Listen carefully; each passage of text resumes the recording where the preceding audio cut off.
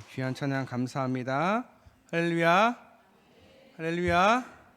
날씨가 많이 쌀쌀합니다. 우리 성도님들 항상 건강하시기를 또 주님의 이름으로 축원합니다. 오늘은 성령이 오셨네라는 제목으로 말씀을 나누고자 합니다. 올해 주제가 뭐죠? 성령의 능력으로 부흥하는 교회. 그래서 올해는 성령을 주제로 설교를 자주 하려고 합니다. 오늘 첫 번째로 우리 성령님에 대해서 한번 말씀에 비추어서 우리 성령님이 어떤 분이신지, 우리가 성령으로 충만하게 되면 어떤 일이 일어나는지 함께 살펴보고자 합니다. 첫째로 성령님이 우리에게 오시면 우리가 깨닫게 되는 역사가 일어납니다. 뭐가 일어난다고요? 깨닫게 되는 역사가 일어납니다. 신학적으로는 이것을 좀 유식하게 조명이라고 합니다.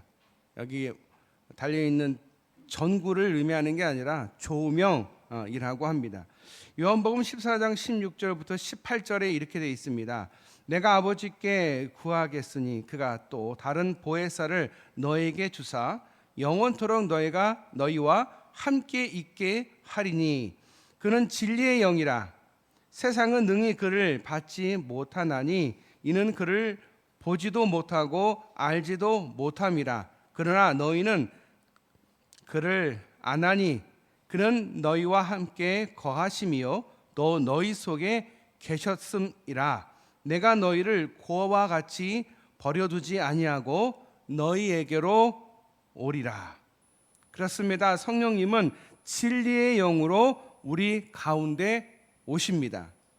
세상은 알 수도 볼 수도 없는 성령님이 우리 안에 영원토록 거하시는 줄 믿으시길 바랍니다. 더욱이 요한복음 14장 26절에는 다음과 같이 말합니다. 보혜사 곧 아버지께서 내 이름으로 보내실 성령 그가 너에게 모든 것을 가르치고 내가 너에게 말한 모든 것을 생각나게 하리라. 성령님은 우리를 가르치는 교사요 상담자이십니다. 그뿐 아니라 우리가 하나님 말씀을 기억하도록 하십니다. 깨닫게 하십니다. 아, 이게 이런 뜻이구나. 아, 이게 그때는 무슨 말인지를 이해를 못했는데 이제야 내가 깨닫게 되는구나. 그것은 내가 하는 게 아닙니다. 내가 깨달으려고 하고 내가 사사로이 내가 억지로 이해하고 받아들이는 게 아닙니다. 성령께서 깨닫게 하시는 것입니다. 굉장히 자연스러운 거예요. 이게 사사로이 하면 어떻게 돼요? 결국은 이단이 되는 거예요. 이단이 그냥 되는 게 아니라요, 자기가 자기의 생각을 거기다 넣고 자기의 세계관, 자기의 어떤 삶의 경험들을 이입을 해서 이해를 하게 되면, 그리고 그것을 깨달았다라고 말하면 그게 이단이 되는 겁니다. 요한복음 16장 7절부터 13절 내용이 좀 길어서요, 우리가 함께 같이 찾아봤으면 좋겠어요. 그리고 한 절씩 우리가 번갈아 교독했으면 좋겠습니다. 우리 한번 찾아볼까요? 요한복음 16장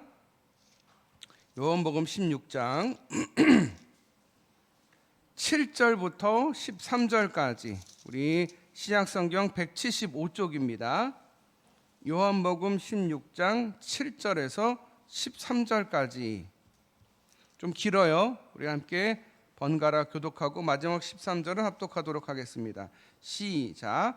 그러나 내가 너에게 실상을 말하노니 내가 떠나는 것이 너에게 유익이라. 내가 떠나가지 아니하면 보혜사가 너희에게로 오시지 아니할 것이요 가면 내가 그를 너희에게로 보내리니.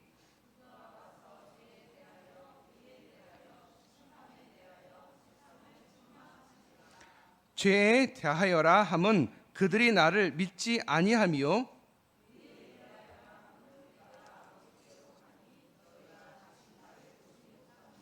심판에 대하여라 함은 이 세상 임금이 심판을 받았음이라.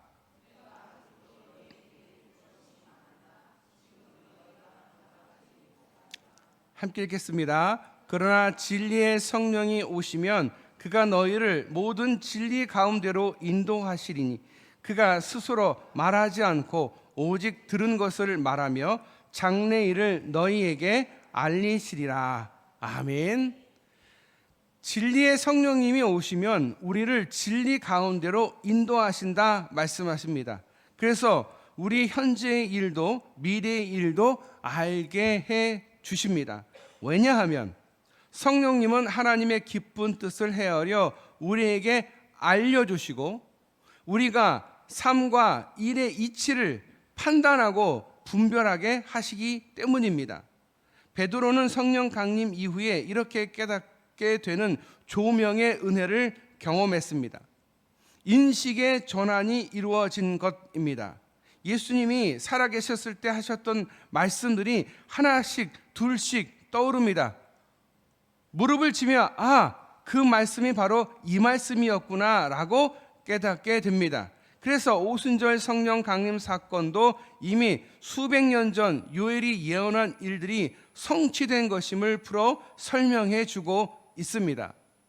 베드로는 하나님이 오른손으로 예수님을 높이심에 그가 약속하신 성령을 아버지께 받아 너희가 보고 듣는 것을 부어 주셨느니라고 말합니다.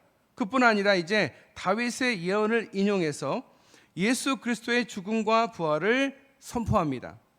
예수님의 죽음은 하나님의 구속 섭리에 의한 것이지만 예수님을 이방인의 손에 넘겨서 죽게 한 것이 유대인의 책임이라는 사실을 지적합니다. 너희들이 하지 않았느냐? 너희들이 예수를 못 박지 않았느냐? 지적합니다. 그리고 다윗이 자신의 후손 가운데 메시아이신 예수 그리스도가 부활하실 것을 예언한 그대로 하나님께서 다시 살리신 그리스도가 바로 예수님, 우리의 메시아다라는 것입니다. 이 사실을 베드로가 담대히 외칩니다. 베드로가 어떤 사람이에요? 나 예수님 몰라. 뭐라고? 나 예수님하고 같이 다니지 않았는데 내가 예수를 저주하며 말하노니 난 예수와 아무 상관이 없어 라고 예수님을 3번 예수님 앞에서 부인했던 사람이에요. 그가 이제는 성령이 오시고 나서 그가 완전히 180도 달라져서 사람들 앞에 담대하게 외칩니다. 너희가 못 박은 그분이 바로 메시아이시고 그분이 예수다. 우리가 그렇게 기다렸던 다윗이 말하던 바로 그 예수다 라고 베드로가 담대히 외치고 있는 것입니다. 이게 기적인 거죠. 사람이 어떻게 이렇게 이랬다가 저랬다가 우유부단하냐? 우유부단한 게 아니에요. 예전에는요, 자신의 목숨이 너무 중요하기 때문에 사람들이 너 예수님하고 같이 다니는 사람 맞냐?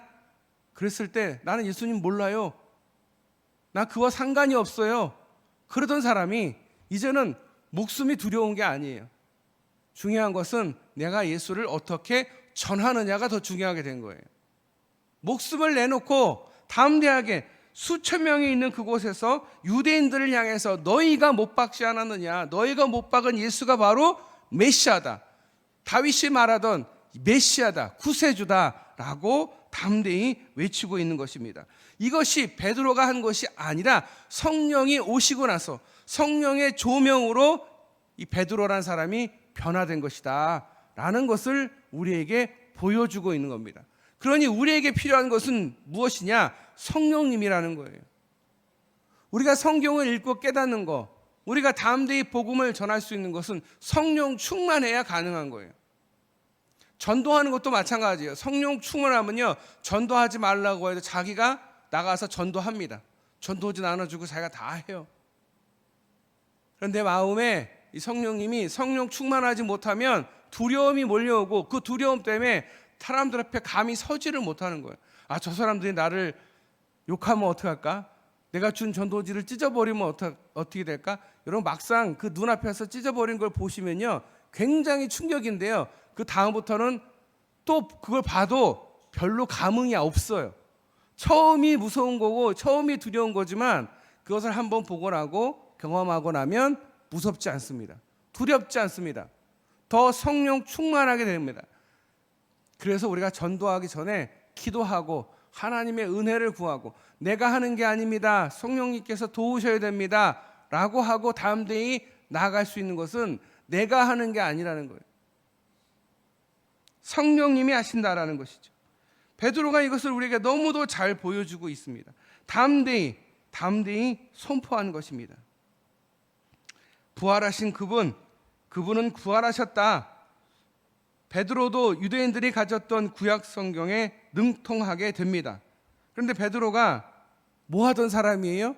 서기관이에요? 바리새인이에요? 아니요. 어부예요, 어부.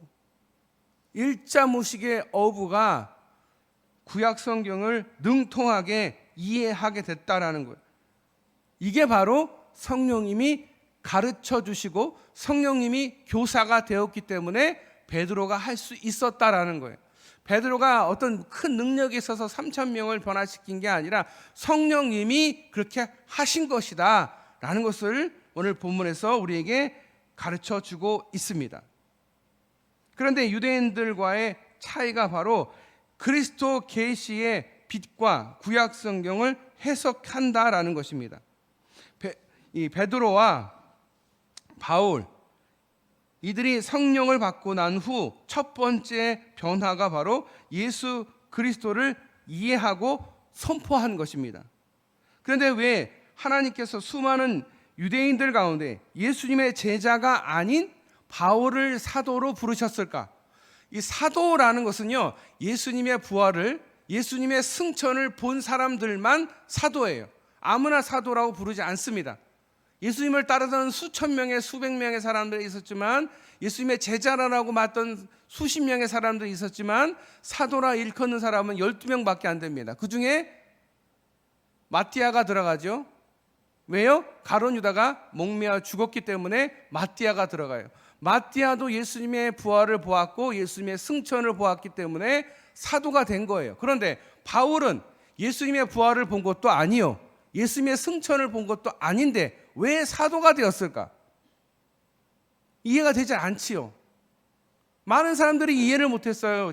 아, 저거는 자칭 사도다, 자기가 사도라고 말하는 거지 우리는 인정 못해. 이것이 성경에 굉장히 오랫동안 나옵니다. 하지만 결국은 받아들입니다. 왜 그 많은 제자들도 다 있는데 왜 사도 중에서 바울을 선택하셨을까? 이는 그가 당시에 최고의 율법학자인 가말리아의 제자였기 때문입니다. 율법을 근거로 해서 기독교인들을 박해하던 이 사울이 다메섹 도상에서 예수님을 만나게 되고 예수님의 음성을 듣게 되고 아나니아의 안수를 받고 성령님을 받게 되자 이제 사울이 바울이 되어서 그리스도의 빛으로 구약을 꿰뚫는 신학자가 되었습니다. 우리가 성령님 안에 거하게 되면 하나님의 말씀이 이해되는 일이 일어납니다. 가끔 어떤 집사님이 이제 교회를 다니신 후에 아무리 자기는 성경을 읽어도 이해가 안 된다라는 말씀하시는 분이 계셨어요. 교회를 다니기는 하는데 말씀을 읽기는 하는데 이해가 안 된다. 그때 저는 그 생각이 됐어요. 뭐라고 말씀을 드려야 될까? 교회를 이제 오래 다녀서 집사 직분도 받았는데 성경을 읽어도 이해가 안 된다고 하니까 뭐라고 말씀을 드려야 될까? 근데 이제 알았어요. 그분이 뭐가 없는 거예요? 성령 충만함이 없어서 그런 거예요. 성령님이 내주하시지 않고 그냥 책을 그냥 보고 책을 읽으니까 그냥 책인 거예요. 이거는 하나님이 아니고 하나님의 말씀이 아니고 성령님이 깨닫게 해주지 않으면 할 수 없는 거라는 거예요. 이거 억지로 읽는다고 되는 게 아니구나. 성령님이 내게 깨우침을 주셔야 되는구나. 그걸 깨닫게 됐어요. 그제야 이해가 됐어요. 성령님이 내 안에 거하시게 되면 말씀을 이해하게 됩니다. 신구약 성경이 마치 구슬처럼 꿰어지고 그 의미가 연결이 됩니다. 이게 원래는 신구약은요, 톱니바퀴처럼 이가 정확하게 맞아 있는 거예요. 이 신약에 보면 성경을 잘 보세요. 신약에 보면 중간중간에 이렇게 구약 성경에 어떤 구절과 연결되어 있는지가 성경에 이렇게 다 써 있습니다. 몇 장 몇 절 어디랑 연결됐습니다. 이렇게. 신구약은 너무나도 잘 연결되어 있어요. 그래서 구약만 봐도 안 되고요, 신약만 봐도 안 돼요. 둘 다 봐야 이해가 되는데, 그 이해가 되기 위해서는 성령이 내 안에 거하시고 하나님의 말씀을 이해할 수 있도록 성령님이 우리를 도우셔야 됩니다. 성령님은 성경의 저자이면서 동시에 해석자이기 때문입니다. 성령이 우리에게 임해서 성경을 이 사람들이 쓴 거예요. 이 사람들이 그냥 할 일이 없어서 이 저자들이 쓴 게 아니에요. 다윗이 할 일이 없어서 그런 게 아니고요. 왜 이 사람들이 사람의 언어고 사람의 문화로 쓴 이 언어와 이거를 왜 우리가 성경이라고 할까? 아니, 그거 사람이 말한 거잖아요. 그 사람이 한 일이잖아요. 근데 왜 그게 성경이 된 겁니까? 성령의 감동으로 성령님께서 성경의 저자이신 거예요. 그러면 이 성경을 제일 잘 이해시킬 수 있는 분은 누구예요? 나요? 성경학자요? 서울대 법대 나온 사람이요? 아니요. 성경을 쓰신 저자가 성경을 제일 쉽게, 제일 이해하기 쉽게 또 이해할 수 있도록 하시는 분이 바로 성경의 저자예요. 성경의 저자가 누구라고요? 성령님이세요. 할렐루야. 우리가 그동안 이 성령님에 대해서 사실은 설교를 많이 안 하다 보니까 잘 이해를 못하거나 그냥 두리뭉실하게 그게 무슨 영이니까 어떤 귀신인가 보다, 그렇게 대부분 이해하시는 분들이 참 많습니다. 그런데 성령님은 그런 분이 아니시다라는 것을 올해 우리가 이 성령님에 대해서 함께 말씀을 보면서 열심히 공부해서 먼저는 이해를 하고요, 그 다음에는 믿으셨으면 좋겠습니다. 성령님을 믿으셨으면 좋겠습니다. 예수님은 우리한테 역사로 오셔서 우리에게 말씀하시고 제자들과 함께 있었으니까 우리가 예수님 믿기는 어렵지가 않아요. 구약을 보면 다 하나님 말씀이니까 믿기가 어렵지가 않아요. 그런데 성령님이 나오신 부분이 너무도 짧고, 성령님은 영이라고 하니까 우리가 눈에 보이지 않다 보니까 그냥 우리가 성령님은 이런 분일 거야 라고 추측을 하는데, 추측을 하면 되는 게 아니라요, 정확하게 알아야 돼요. 정확하게 성령님은 누구라고요? 성경의 저자예요. 동시에 해석자이기 때문에 우리는 온전히 성령의 도움을 받아야만 성경을 제대로 해석할 수 있다라는 거예요. 그러니까 성경을 읽기 전에 오랜만에 내가 성경 일독해야지, 읽는 게 먼저가 아니라 뭐가 먼저겠어요? 기도해야 돼요. 하나님, 제가 이제 성경을 읽을 텐데 성령님께서 가르쳐 주세요. 저는 제 머리는 이해가 잘 안 되는 말씀이고 100% 이해가 잘 안 되는데 제가 이 말씀을 읽을 때 성령님 저한테 가르쳐 주시고 도와주세요 라고 기도하고 성경을 읽는 게 맞는 거예요. 덮어놓고 읽는 게 아니에요. 그냥 덮어놓고 읽으면 나중에 아무 생각이 안 들어요. 무슨 말을 읽었을까? 내가 뭘 했지? 기억이 안 나요. 성령님이 가르쳐 주셔야 돼요. 그러니까 우리가 덮어놓고 믿은 거예요. 근데 이제는 정확하게 알고 믿읍시다. 성령님께서 가르쳐 주세요. 그리고 성령님께서 가르쳐 주세요 하고 내가 성경을 읽었어요. 읽었는데 잘 이해가 안 되는 부분이 있어요. 그러면 그 이해가 안 되는 부분 덮어놓고 그냥 믿으면 좋죠. 그걸 우리가 믿음이라고 말하죠? 아니요. 물어봐야 돼요. 물어봐야 돼요. 그러라고 목사, 장로가 있는 거예요. 물어보라고. 저희는 청년들하고 같이 성경을 읽고요, 청년들한테 읽은 가운데 궁금한 거 있으면 물어보라고 해요. 내가 기발하게 물어보는 친구들도 있고요, 내가 예상했던 것을 맞춰서 물어보는 친구들도 있어요. 그런데 여러분, 물어봐야 돼요. 괜히 엉뚱한 데 가서 내 성경 공부를 너무 하고 싶은데 뭐 하지 그러다가 어디서 성경 공부하는데 가보면 어떻게 해요? 그게 이단이에요. 어디 가서 물어보지 말고 자기가 담당한 목사님한테, 자기가 있는 교회 장로님한테 물어봐야 돼요. 내가 이거 성경 읽는데 이해가 안 되는데 이 부분은 무슨 말씀인가요? 근데 여러분, 하나님은요, 우리의 인식 밖에 계신, 이성 밖에 계신, 이성을 만드신 분이니까 우리가 이해가 안 되는 게 당연한 거예요. 그런데 이해가 안 되는 부분도 이해가 될 수 있는 부분도 있으니까 그런 부분들은 물어보는 거예요. 목사님도 다 이해가 안 되는 부분이 있을 수 있어요. 그러면 그건 어떻게 해야 돼요? 나중에 하나님 앞에 가서 물어보는 거예요. 하나님, 왜 야고보는 순교하게 내버려두고 왜 베드로는 살려주셨습니까? 그거 하나님 앞에 가서 물어보면 되는 거예요. 그게 중요한 게 아니거든요. 그런데 궁금한 거, 물어보고 싶은 거 있으면 구역장님, 목사님, 장로님한테 물어봐야 돼요. 그런데 뭐가 제일 먼저라고요? 성령님한테 도움을 구하는 게 먼저예요. 그래야 성령님이 제대로 우리에게 해석할 수 있도록 하신다.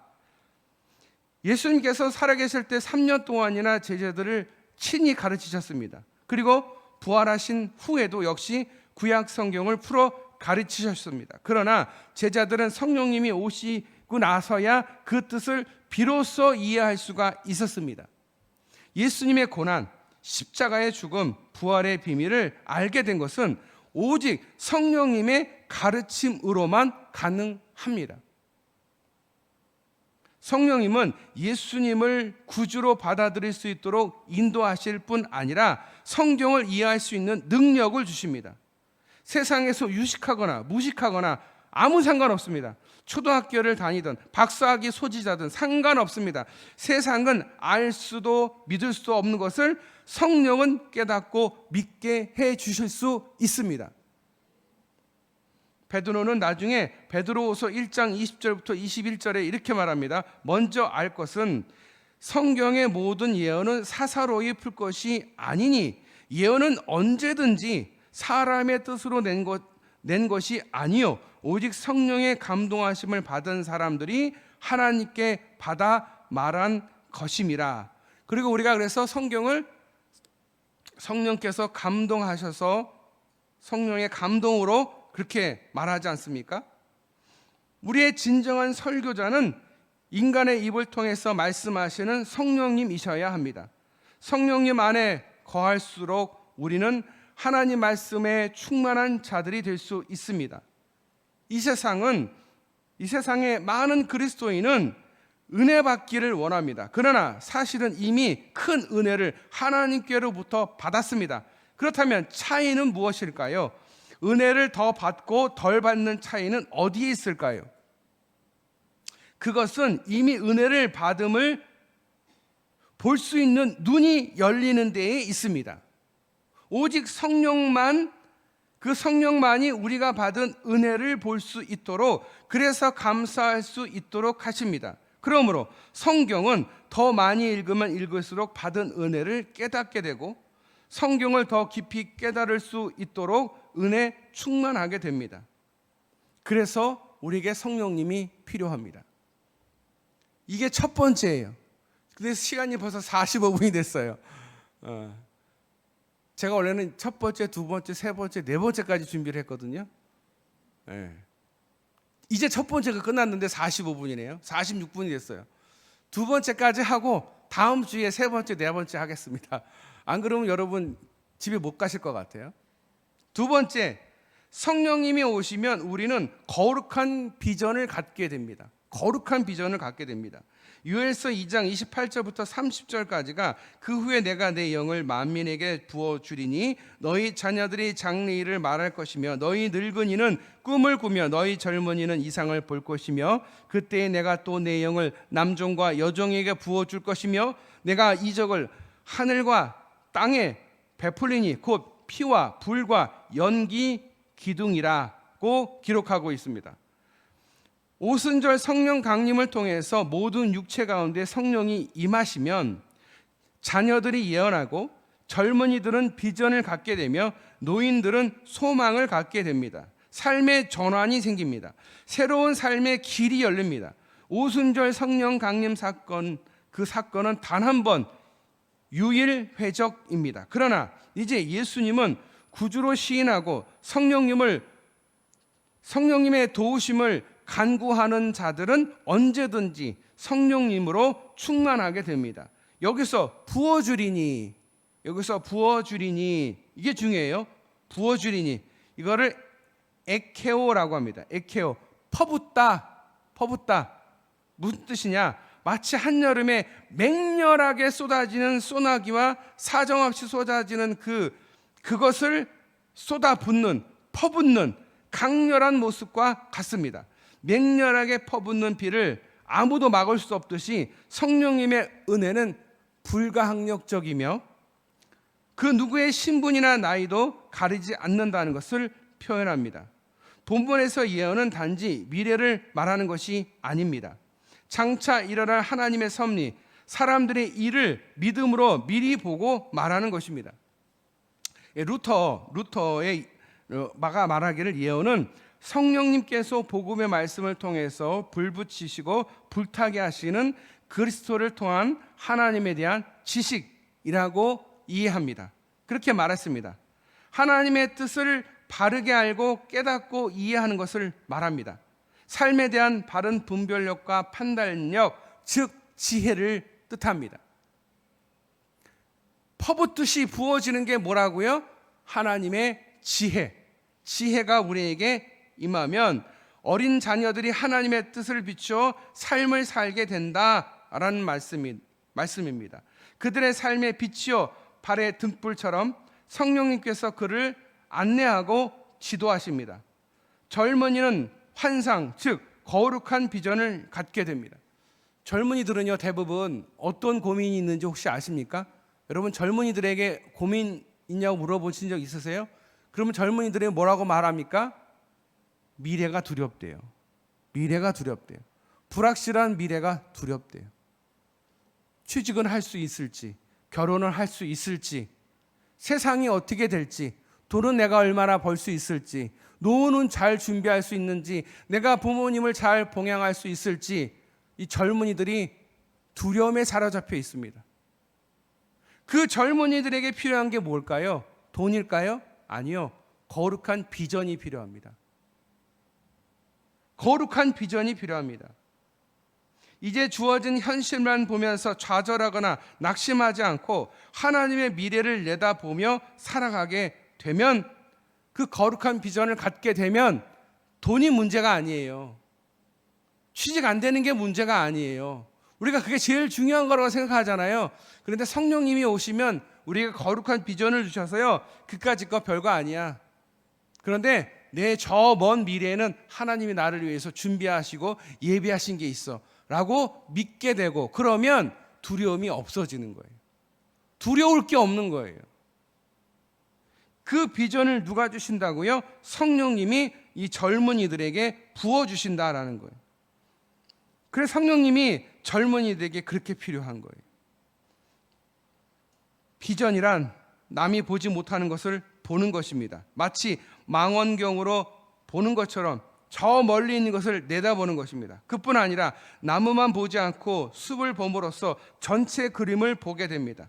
상황을 날개로 보지 않고 전체적인 관점을 가지게 되는 겁니다. 다시 말하면 하나님의 안목과 관점으로 세상을 바라보는 것입니다. 모든 사건과 상황 및 관계를 마주할 때 하나님의 시각으로 이해합니다. 그래서 현실만 바라보지 않고 영원한 빛으로 시간을, 하나님의 빛으로 땅의 일을 해석할 수 있는 능력을 부어주십니다. 바울은 날마다 주어지는 거룩한 비전에 꽂혀 그 인생을 온전히 하나님께 드린 사람입니다.